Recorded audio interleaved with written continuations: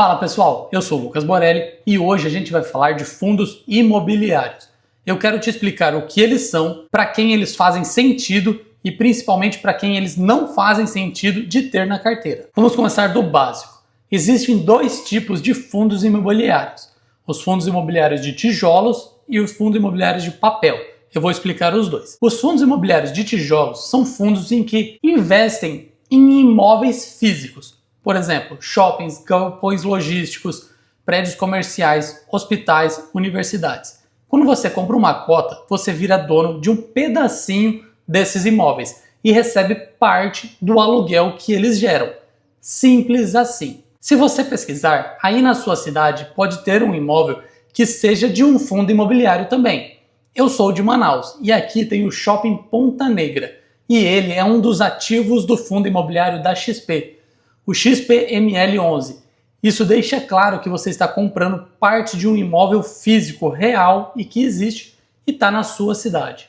Agora, os FIIs de papel, eles são diferentes. Você não está comprando um imóvel físico, você está comprando uma dívida. Ele compra títulos do mercado imobiliário, principalmente CRIs. Os mesmos que você pode investir na renda fixa. Mas para os fundos imobiliários, as taxas são melhores, porque os CRIs pagam mais para quem tem mais dinheiro para emprestar para eles.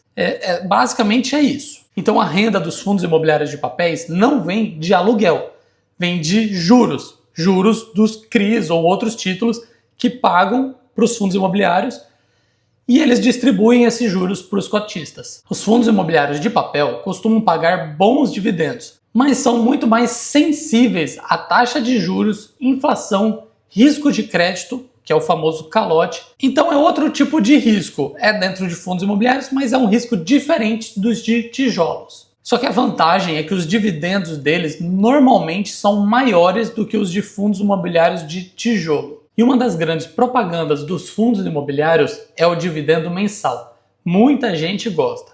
E sim, hoje os rendimentos são isentos de imposto de renda para a pessoa física, o que é maravilhoso. Mas cuidado com algo muito importante. Os fundos imobiliários eles são obrigados a pagar 95% dos lucros para os acionistas. Eles não crescem por isso, porque eles não têm dinheiro para reinvestir comprando novos imóveis. E o que eles têm que fazer quando eles querem adquirir novos imóveis? Eles têm que emitir subscrições. E se você não tem o dinheiro para entrar na subscrição, você acaba sendo diluído dentro do fundo. E o que isso quer dizer? Que o dividendo que você recebia provavelmente vai diminuir. E uma observaçãozinha: os imóveis têm sim reajuste pela inflação, o que é normal de acontecer. Mas é só isso. A valorização das cotas normalmente vem por reajuste dos imóveis pela inflação. Mas tem uma coisa muito importante. Dependendo dos juros do país, eles podem ser negociados abaixo ou acima do valor patrimonial. Tipo hoje, que a maioria dos fundos imobiliários está sendo negociada abaixo do valor patrimonial. Então você está comprando o prédio com desconto. Com tudo isso, podemos concluir que os fundos imobiliários, eles não são ativos de renda passiva sem risco. Há risco nos fundos imobiliários, sim.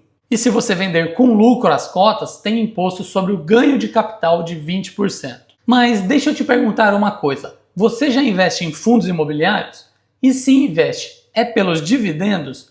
A maioria das pessoas entra pelos dividendos, não pela estratégia certa. E isso costuma gerar problemas lá na frente, porque você vê seu patrimônio oscilar e percebe que ele não está crescendo como você gostaria. E se a sua estratégia é de ter renda mensal para usufruir hoje, os fundos imobiliários fazem muito sentido para você. Agora, se você quer crescimento de patrimônio, na minha opinião, os fundos imobiliários não cumprem bem esse papel e você irá se frustrar. Agora que já alinhou os objetivos e você sabe para que serve um fundo imobiliário, vamos falar dos riscos dos fundos imobiliários. Se a vacância do fundo sobe, o dividendo vai cair.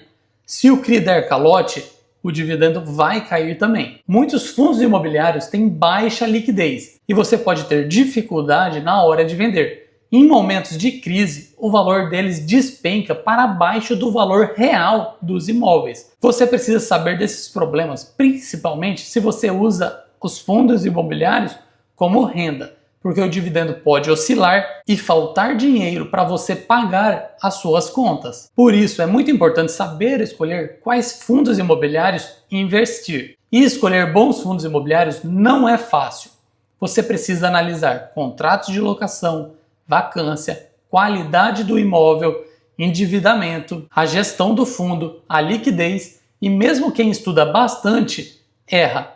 E aqui vai a minha opinião. A maioria das pessoas nem deveriam tentar escolher os fundos imobiliários individualmente. Não porque não consegue, mas porque o custo do erro é alto demais e toma tempo. E investimentos tem que ser passivo para você. Se você quer exposição ao mercado imobiliário sem precisar escolher os fundos imobiliários, existe o ETF XFIX11. Ele investe em vários fundos imobiliários, foca nos mais líquidos e faz rebalanceamento automaticamente. Os dividendos são reinvestidos, então ele é mais voltado para acumulação. É uma forma simples de errar menos e não transformar investimento em um segundo emprego. Agora, se a sua ideia é receber renda mensal, os fundos imobiliários de fundos imobiliários, os famosos FOFs, fazem mais sentido. Eles investem em outros fundos imobiliários e são geridos por profissionais. E aqui eu sempre faço a mesma pergunta. Quem você acha que escolhe melhor os fundos imobiliários?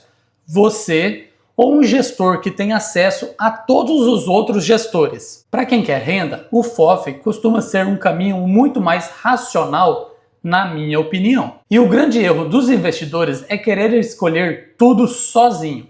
Concentrar demais em escolhas próprias aumenta o risco sem garantir retornos maiores. O que faz mais sentido é a maior parte da carteira em soluções diversificadas, tipo ETFs ou FOFs, no caso dos fundos imobiliários. E um percentual pequeno para escolhas individuais, se você quiser. Eu mesmo não faço e olha que eu trabalho no mercado financeiro. Assim você está protegendo o seu patrimônio e o seu emocional e tem a rentabilidade média do mercado. Bom, a minha visão dos fundos imobiliários hoje, como a Selic está em 15%, eles estão sendo negociados abaixo do valor patrimonial. Então teremos um espaço de valorização com a queda da Selic. Mas essa valorização não é grande e é até fácil de calcular. Hoje os ativos estão sendo negociados a 80% ou 90% do valor real. Quando a Selic baixar, eles vão subir, mas chegam no máximo a 110%, raríssimos com 120% ou mais do valor real do prédio. Então, mesmo tendo valorização, ela não é grande. E por isso eu falo que eles não são para quem quer crescimento de carteira, porque eles são limitados ao valor patrimonial. Agora eu vou ser bem transparente com você. Eu acho fundos imobiliários excelente para quem quer viver de renda e já está na fase de usufruir o patrimônio. Mas para a construção de patrimônio, eu não acho a melhor opção. Eu mesmo não invisto em fundos imobiliários, porque eu estou buscando crescimento de patrimônio e as ações me entregam isso muito melhor. Mas quando eu quiser usar a renda dos meus investimentos, irei migrar para os fundos imobiliários, pois eles, na minha opinião, são excelentes para quem quer receber renda mensal. Fazendo uma recapitulação, os fundos imobiliários são ótimos. O problema é usar o ativo para o objetivo errado. Renda e crescimento são coisas diferentes. E a estratégia boa é aquela que respeita a fase da sua vida. Se esse vídeo te ajudou, deixa o like e se inscreva no canal. E comenta aqui embaixo se você investe em fundos imobiliários. E se esse vídeo te ajudou a mudar a forma como você enxerga os fundos imobiliários. A gente se vê no próximo vídeo. Até lá, meus amigos. Tchau!